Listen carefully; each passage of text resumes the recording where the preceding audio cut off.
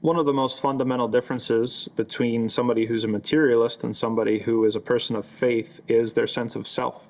So the materialist thinks that their self is their body, and that starts a frenzy, or it motivates a frenzy of activity when it comes to trying to prolong life indefinitely, when it comes to avoiding disease, when it comes to perfecting, different things in the physical world, maximizing pleasure, maximizing freedom, all these sorts of obsessions with the modern self, they come from this materialism. But the person of faith realizes that their true self is not their body, that their true self is their soul. And one of the most important sort of junctures or, gates that we're going to walk through is the gate of death. That's going to expose the difference between the two. Because the person who they're just a materialist, they think that their self is their body. Once you die, it's all over.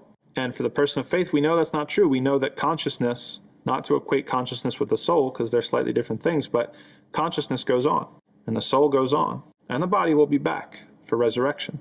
And so the moment of death, that's the true test, right? Somebody is going to be in for a rude awakening and a big surprise. They thought that their consciousness was just synapses, right, of the brain, neurons firing, stuff like that. That's what they thought their conscious was. And they thought that as soon as the system got shut down, right, and the body stopped working, then the conscious would turn off as well. The person of faith knows it's not going to happen like that. That when the body deteriorates and the body goes away, and the soul is still alive, and the conscious is still aware and waiting for the resurrection and for the judgment.